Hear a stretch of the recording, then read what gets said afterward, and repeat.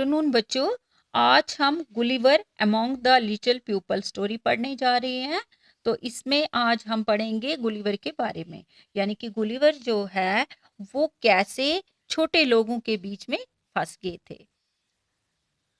अब थोड़ी सी इंट्रोडक्शन में देती हूँ आपको इसके बारे में। Gulliver's Travels recounts the story of Lemuel Gulliver, an Englishman trained as a surgeon who narrates the adventures that befall him on his sea voyages. The story is set in early 18th century England. ये बताया है कि England की 18th century से पहले की ये story है कि गुलिवर्स जो थे वो ल्यूमुल गुलिवर जो था वो एक इंग्लिश मैन था। लेमुअल गुलिवर की कहानी सुना रहे हैं और ये जो था ये एक इंग्लिश मैन था, सर्जन था। तो इसने मतलब इसे समुद्री यात्रा करते वक्त क्या क्या परेशानियां आई हैं तो उसके बारे में यहाँ पे बताया गया है। The story is set in early 18th century England, और ये स्टोरी कब की है? 18वीं सदी से पहले की ये स्टोरी है इंग्लैंड की।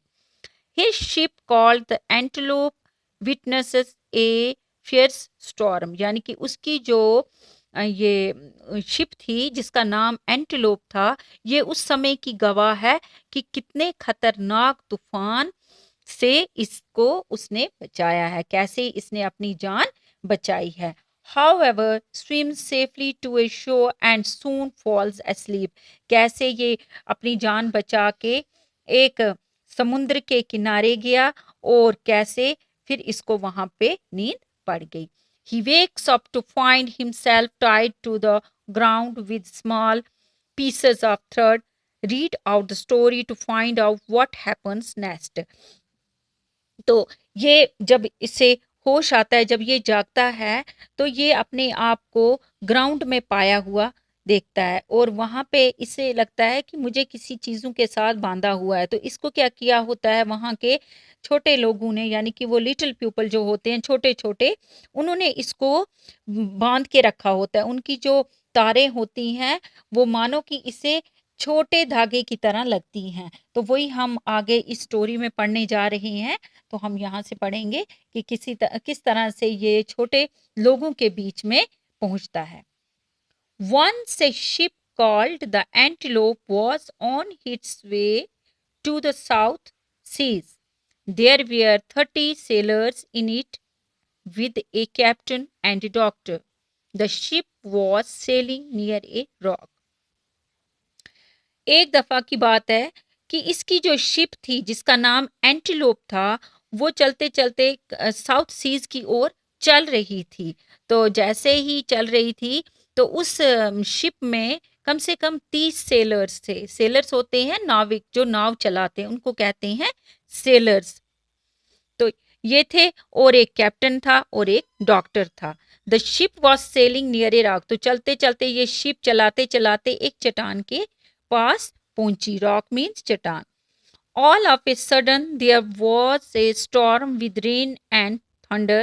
The sea roared, the wind blew, and the waves rose high. The ship struck the rock and broke in two.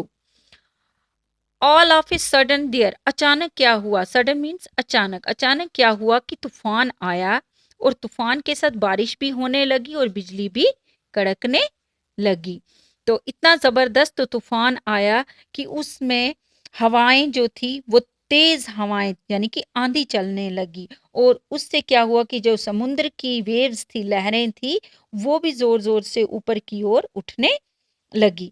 तो जो इनकी शिप थी जिसका नाम एंटीलोप था, ये उस हवा में क्या हो गया उसको कि ये जाके एक चट्टान के साथ टकरा गई, यानी कि इनका कंट्रोल उस शिप से हट गया, ये उसे हैंडल नहीं कर पाए और वो जाके एक चट्टान से टकराई और टकराते ही वो दो हिस्सों में टूट गई। इनकी शिप जो थी एंटीलोप, उसके दो हिस्से हो गए।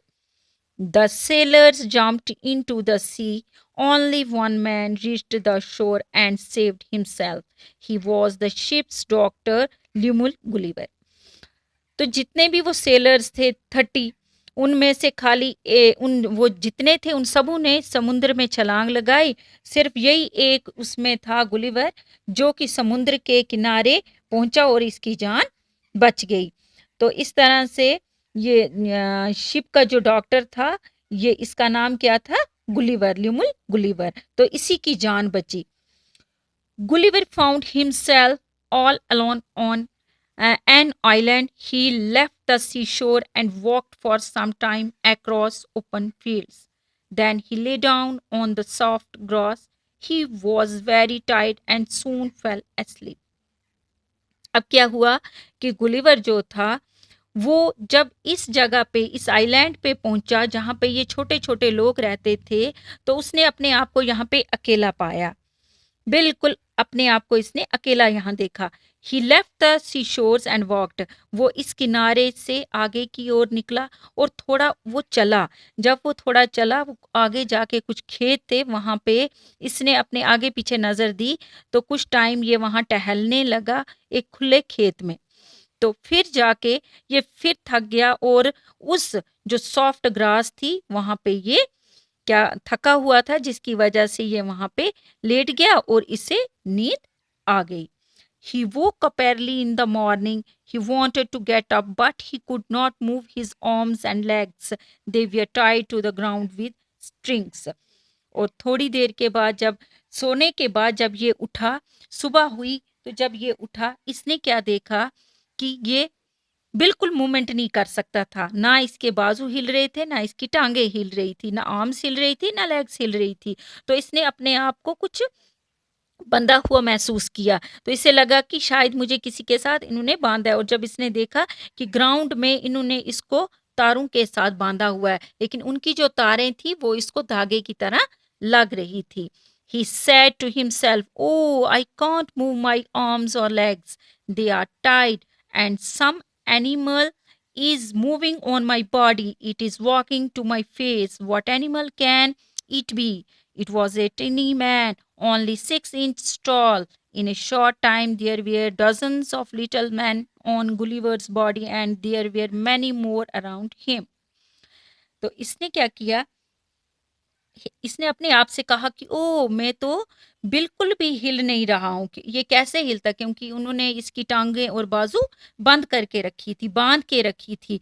तो ये इससे थकावट जैसी हुई और जब इसने देखा तो इसके मुंह पे, इसकी बॉडी पे कुछ चल रहे हैं। तो इसने कहा कि ये किस तरह के छोटे छोटे एनिमल्स हैं जो मेरी बॉडी पे, मेरे मुंह पे चल रहे हैं। इसको तब तक वो समझ नहीं आया। तो फिर जब इसने देखा कि ये छोटे छोटे आदमी हैं, और कितने इंच के थे ये? 6 इंच के ये आदमी थे। तो इन्होंने क्या किया, इतने छोटे आदमी थे कि ये हैरान हो गया कि इतने छोटे आदमी हजारों के, डजन्स के, दर्जनों के हिसाब गुलिवर की बॉडी पे नाच रहे हैं और इसके आगे पीछे घूम रहे हैं, यानी कि इसकी बॉडी पे, इसके फेस पे। Some among them carried bows and arrows. Gulliver's was in Lilliput, the country of teeny man. तो कुछ ऐसे थे, वो धनुष लेके, तीर लेके इसकी बॉडी पे चढ़े हुए थे। तो गुलिवर ने समझ लिया कि मैं लिलीपुट, यानी कि छोटे लोगों की दुनिया में पहुंच गया हूं, जहां पे छोटे लोग रहते हैं। He wanted to get up, he said to himself. उसने अपने आप से कहा कि अब मुझे उठना चाहिए। These strings are not thicker than threads. I can easily break them and free myself. तो इसने कहा कि मैं अब उठने की कोशिश करता हूँ, मुझे उठना चाहिए। तो ये क्या करता है कि ये कहता है कि जिस धागे से इन्होंने मुझे बांधा है, इन्होंने तो अपनी तरफ से मुझे स्ट्रिंग्स, मतलब छोटी छोटी तारों से बांधा, लेकिन ये मेरे लिए मोटे धागे से ज्यादा कुछ नहीं है। मैं तो आराम से इनको ब्रेक कर सकता हूँ, इनको तोड़ सकता हूँ और अपना आप आजाद कर सकता हूँ। तो आज का टॉपिक हम इतना ही पढ़ेंगे, नेक्स्ट कल। Thank you.